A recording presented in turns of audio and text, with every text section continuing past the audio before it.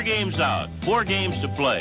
An opportunity just too good to pass up. The Yankees got serious in a hurry. The first game, 2 runs in the first, 3 in the second, 2 in the third, 5 in the fourth, 15 runs and 21 hits altogether. A complete blowout. The hitting orgy was nonstop for 4 straight days. New York didn't use a long ball, just a free-swinging singles party that left Boston stunned, if not outraged. 67 hits to the Red Sox 21, 42 runs to Boston's 9. A .396 batting average to the Red Sox 171.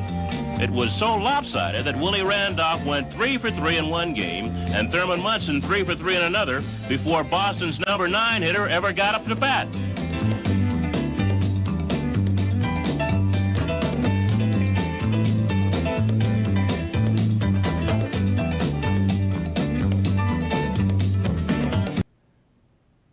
And we're back, like we never left. Welcome to the Confessions of a Not-So-Dangerous Mind podcast. I'd like to thank you all for spending some of your Saturday morning here with me in New York.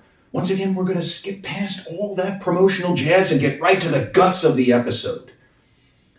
So in the long, iconic, legendary, illustrious history of the New York Yankees, there are certain seasons which are magical, which those who lived through them, if they're still around, will get a certain look on their face when discussing them.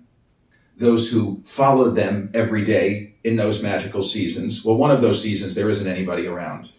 There could theoretically be a few, but realistically, there's no one left. But there are certain seasons in Yankees history that make the diehard fans who remember them emotional. There are 4 seasons. The first 3 are pretty obvious. The most recent being 1998, which is now 26 years ago, where the Yankees won 114 regular season games and 11 more over 3 playoff series to capture the World Series. At the time, I think that would have been their 24th. Yeah, their 24th World Series in franchise history. Before that, you have to go back to, the 3 that I'm going to name right away. 1961, where they won, I think, 109 games that year in 162 game season. That was a major point of contention. That was the year that Roger Maris broke Babe Ruth's home run record. From 1927, the other legendary year in Yankees history. The 3 ones that come up when people say, what are the 3 greatest seasons in Yankees history? 1927, prime Babe Ruth hitting 60, prime Lou Gehrig hitting 47, the team winning 110. It's amazing they lost 44 games, as stacked as they were. They had Hall of Famers up and down the roster, all-star caliber pitchers, guys like Herb Pennock. How did they lose 44 games? I don't know.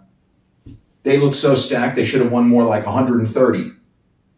But 27, 61, 98. People speaking today would name those as the top 3 teams in Yankees history.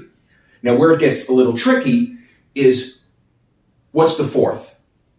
And I would argue that the 4th team is not the 4th best Yankees team in history, but it is a season that represents how we like to think of the New York Yankees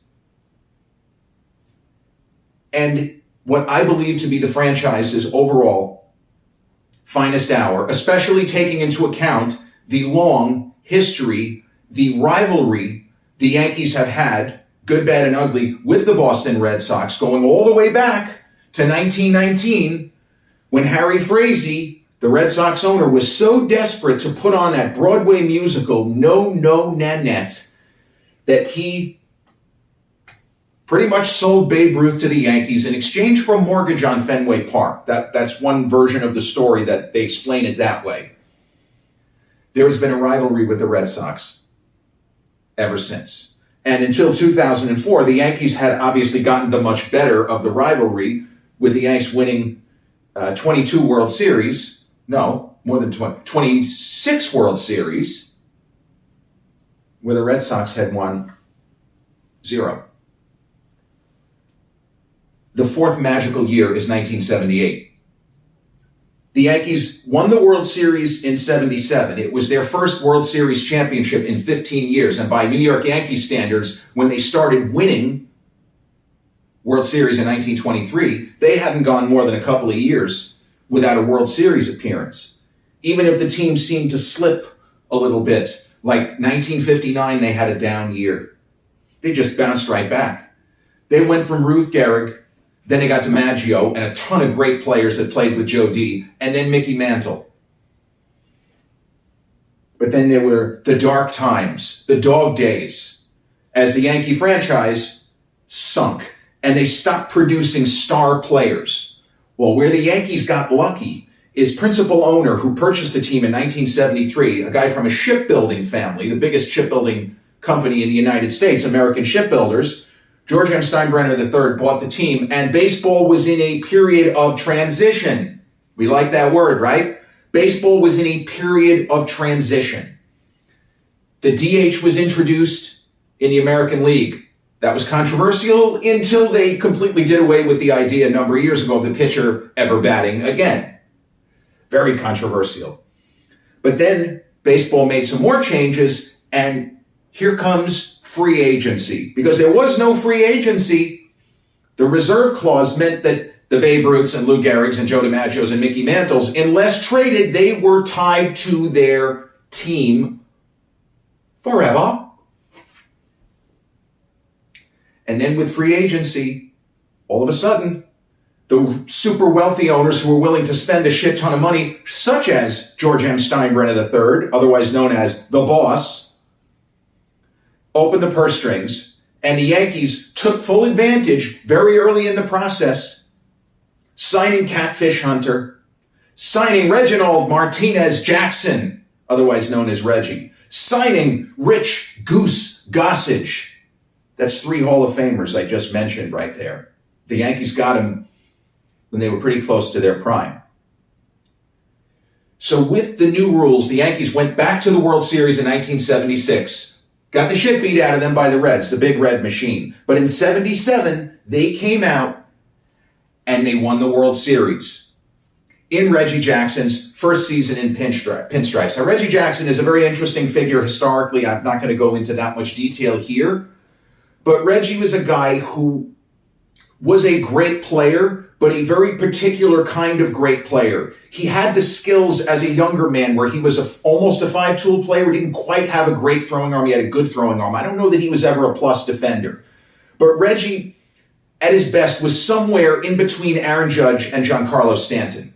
He was a better outfielder than Giancarlo, and he was considered a guy who struck out a ton while hitting a lot of homers. By today's standards, where everybody strikes out a million times, Reggie wasn't quite a contact hitter, but he didn't strike out that much. He certainly struck out less than the Joey Gallos and Giancarlos of the world.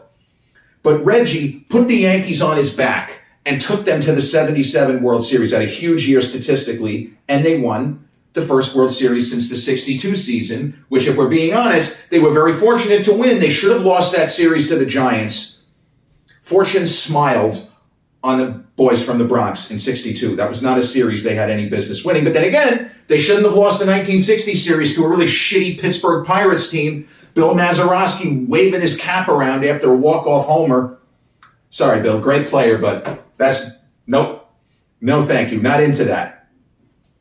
But 1978, the Yankees broke camp with the expectation they were going to have another big season, World Series kind of season. They signed Rich Gossage, who was a relief ace, Sparky Lyle, who had won a Cy Young Award, kind of a short reliever. It was a little different than, they didn't have specialists like today where you just come in for a batter or two.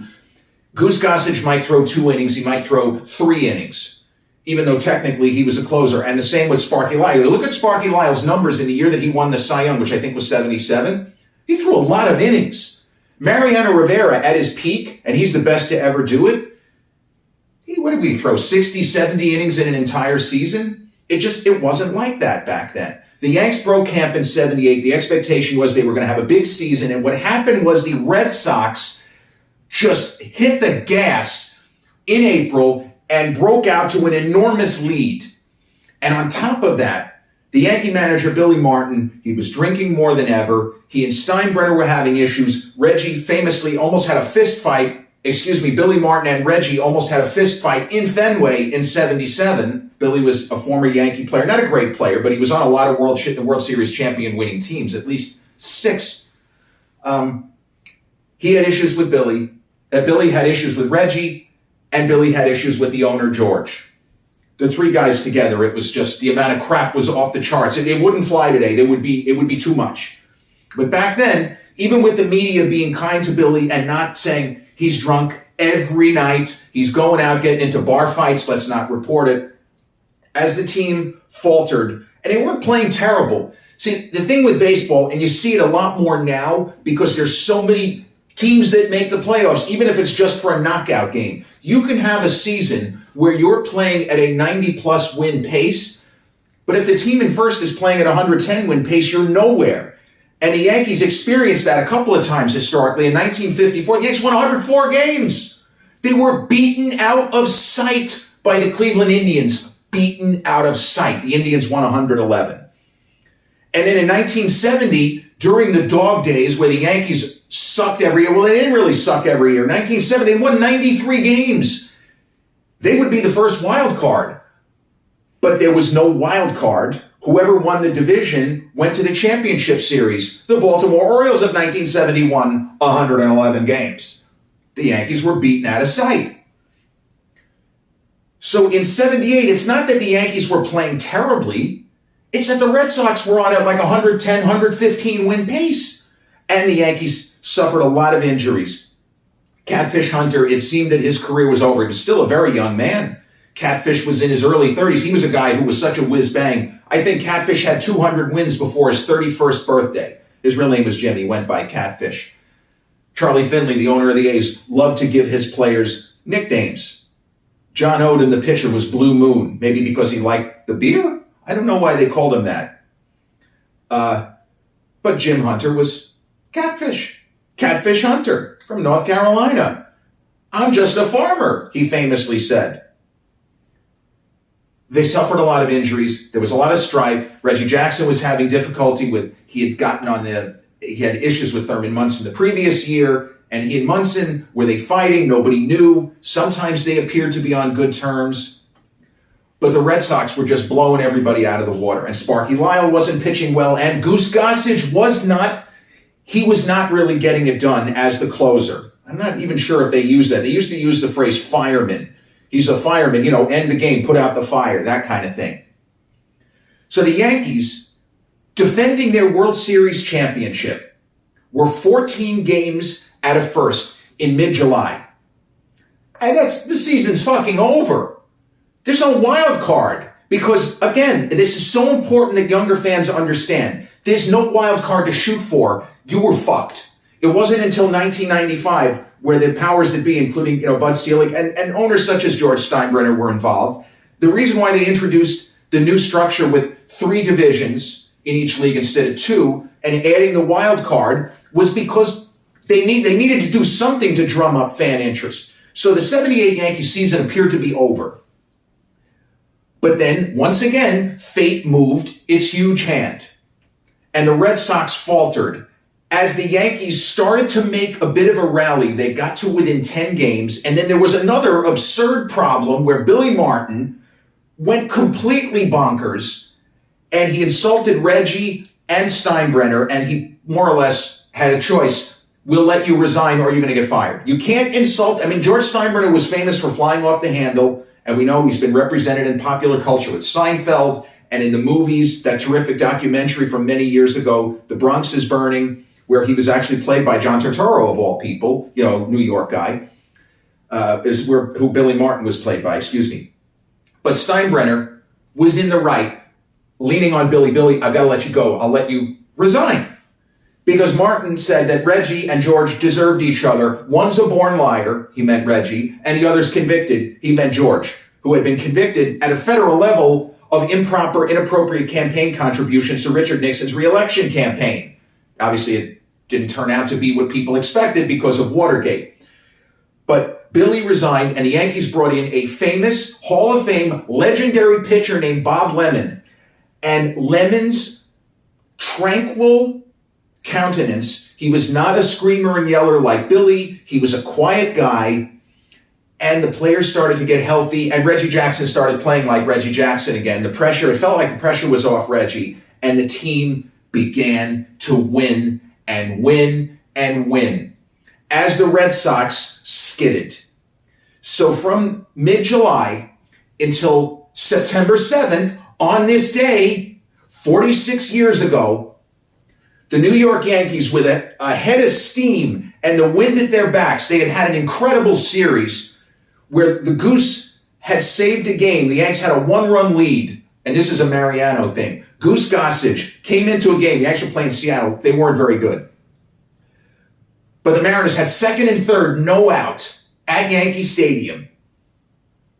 Yanks have a 1-run lead. If this is my dad at age 35 watching this game, he is praying that the Mariners just tie it because the Yanks would still have the advantage. Yeah, no ghost runner. They would actually play regular baseball in extra innings.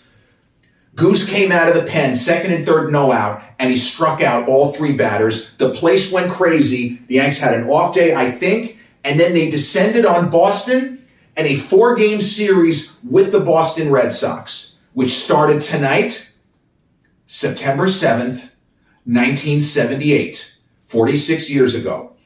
And the thing with this Yankee team, they didn't just win important games. What they did in this series was they annihilated the Red Sox. They didn't win it 2-1 like a tough game or 5-4 or a late rally. They came out and literally beat the crap out of the Red Sox 4 straight days. 15-3, 13-2, 7-0, and 7-4. But the 7-4 game, it wasn't really that close. The Yankees had a huge lead early. And the 7-0 game was the Guidry game. That game was close, and then the Yankees broke it open late. You want to talk about a great pitcher, an all-timer who's not in the Hall of Fame, he just didn't have enough Hall of Fame level seasons? Ron Guidry. In the heat of the greatest pennant race in the history of baseball, Ron Guidry against Boston, a team with some right-handed fucking mashers in Dwight Evans, Carlton Fisk, Jim Rice, who ended up winning the MVP award that year, Hall of Famer Jim Rice, and Carlton Fisk for that matter. Ron Guidry in Fenway in Game 3 of that series, after the Yankees had kicked the shit out of them in Games 1 and 2. Ron Guidry threw a 2-hit shutout. He went 9. Only walked a couple of guys. 2-hit shutout. 5 days later in New York, he took the ball again, and once again, he pitched a 2-hit shutout. That is unparalleled in the heat of a pennant race. 18 innings against the best hitting team in the entire sport, with predominantly right-handed mashers, including Rice, with 46 home runs that year.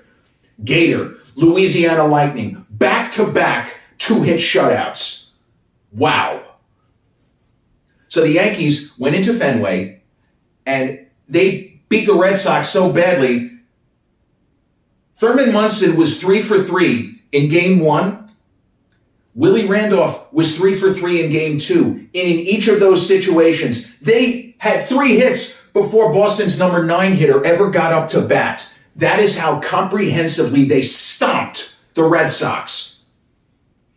And the series will be forever known in baseball lore as the Boston Massacre. Now, if the Yankees had then gone on and not won the World Series, or heaven forbid, had not even ended up winning the division, because, hey, it's baseball, Susan. The Yanks swept 4 to tie, and the Red Sox continued to skid. When the teams reconvene next week at the stadium, Ron Guidry pitched the first game. This was the 2-hit shutout I was talking about.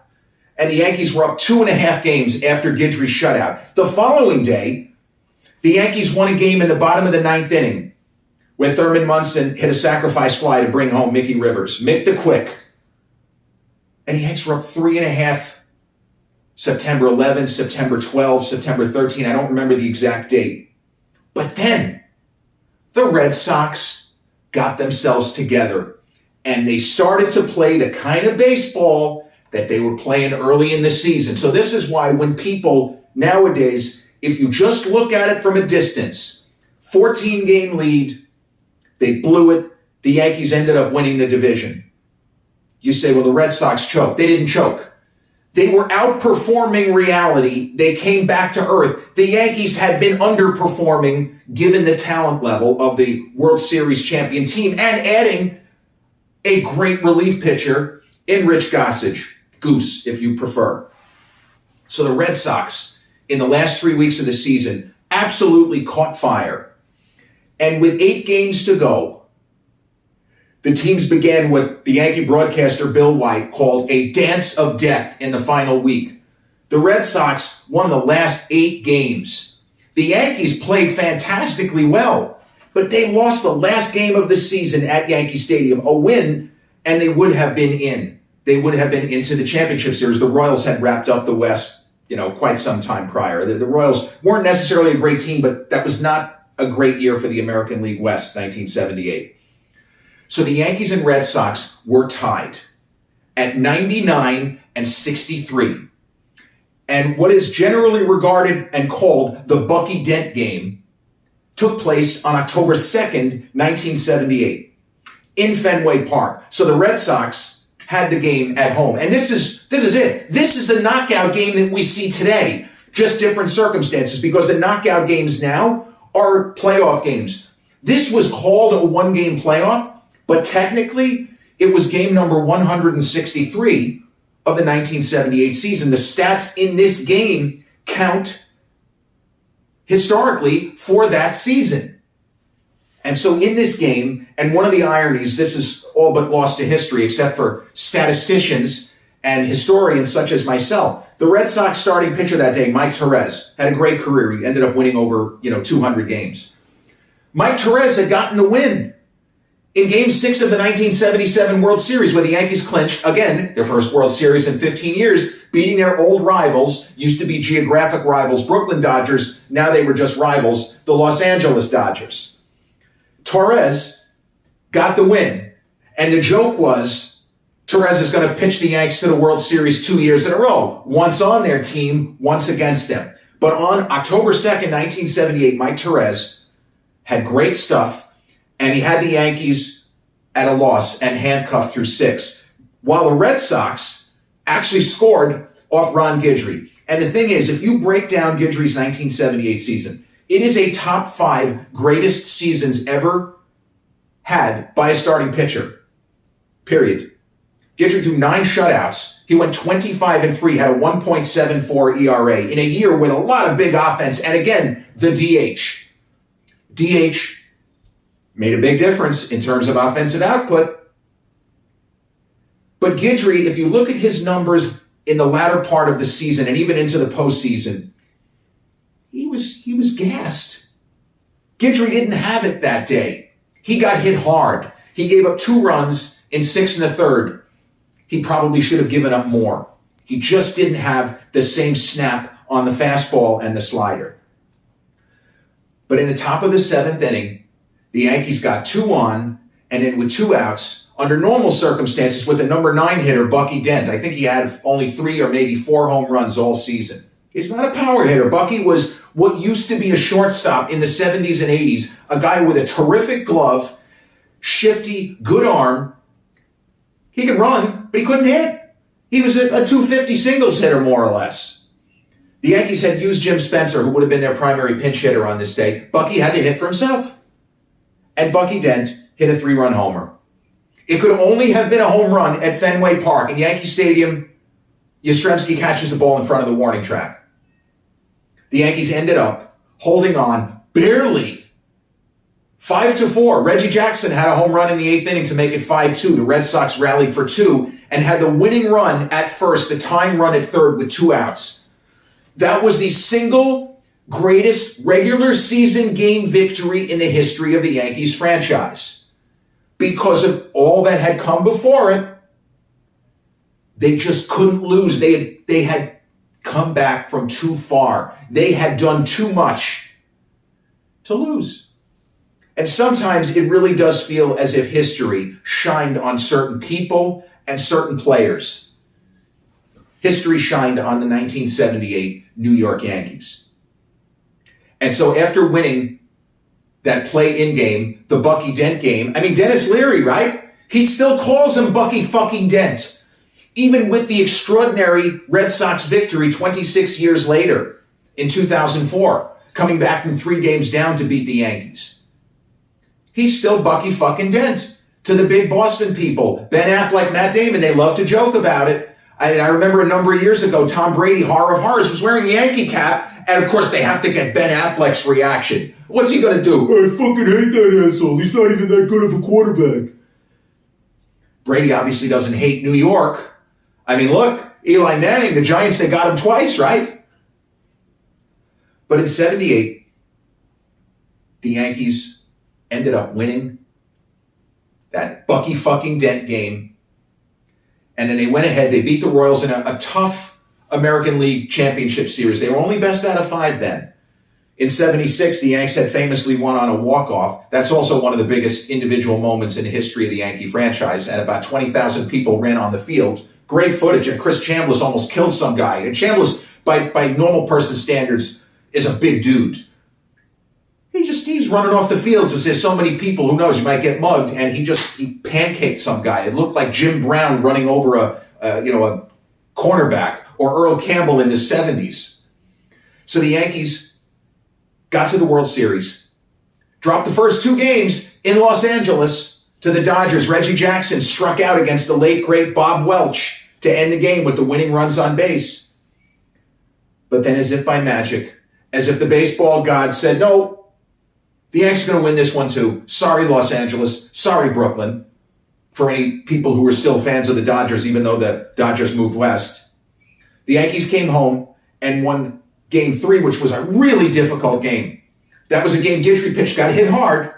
He walked a bunch of guys. I think he actually threw a complete game. They probably threw 150 pitches. That was a game Greg Nettles made. Just a series of unbelievable plays, saved at least 6 runs. Nettles was just this side of Brooks Robinson at his best at third base. Just a fucking vacuum cleaner over there. What a great, and an almost unerring throwing arm. A great arm. Always put the ball right in the first baseman's glove. Rarely even had to move a muscle. Game 5 was the Yankees blowout. And Game 6, the Yankees won the series in Los Angeles behind Catfish Hunter, who made an incredible comeback. I forgot to mention, Catfish had a shoulder manipulation in the second half of the year, and suddenly he was able to pitch without pain.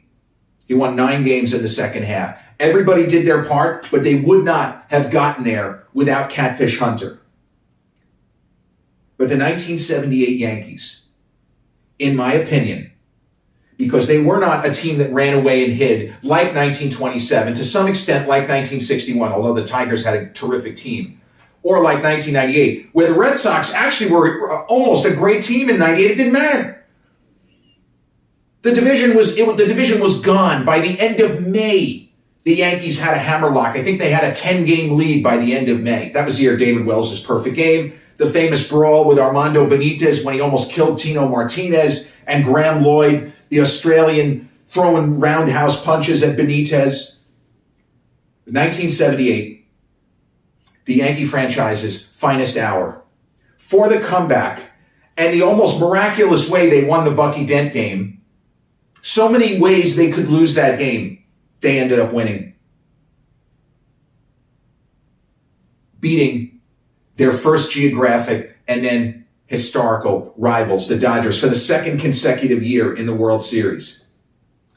And the Yankees would not win another World Series for 18 years. It wasn't until another magical season, which there are plenty of people, I'm not going to take issue with them, but the three seasons I named, there are Yankee fans that would say, no, 1996 over 1978. Hey, this is all subjective. The top 3 are pretty much locked in, I believe.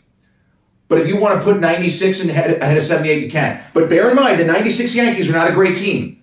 They were a team that played great in the postseason. They were a 92-win team that almost choked away an enormous, I think they had a 12-game lead, and they nearly choked it all away with just a brutal late July and all through August. They kind of picked it up towards the end. But that was not a great Yankees team. This Yankee team this year, as much as they have fucking sucked, they've gone 31-38 in their last 69 games, playing like a second division club after the huge 50-22 start. But the 96 Yankees winning 92 games. Had Andy Fox hitting 196. Guy had 300 at-bats. He hit 196. They had a lot of holes because Bernie Williams was right in his prime. Tino Martinez, right in his prime. Jeter was great. The team had a lot of weaknesses. The trade for Cecil Fielder was phenomenal, and Darryl Strawberry was great. The pitching was really solid. And having Mariano suddenly out of nowhere appear, Mariano ended up getting third in the Cy Young that year. Wasn't the closer. We still had John Wetland. But the Yankees won that year on the strength of a lot of clutch hits, a lot of individual moments in the postseason. Bernie Williams going crazy in the championship series and in the division series against Texas. Bernie was a one-man wrecking crew through the first 2 rounds. Didn't get that many hits in the World Series, but every hit he had was a big hit. He had the home run in Game 3 to put it out of reach when the Yanks were down 2-0. But the 1978 New York Yankees, the magical year, the finest hour for the greatest franchise in the history of professional sports. On September 7th, 1978, on this day 46 years ago, the New York Yankees descended on Boston and beat the crap out of the first place Red Sox to tie for the lead on their way to the 22nd World Series in franchise history. Hope you enjoyed this little reverie as much as I did. Let's go Yanks.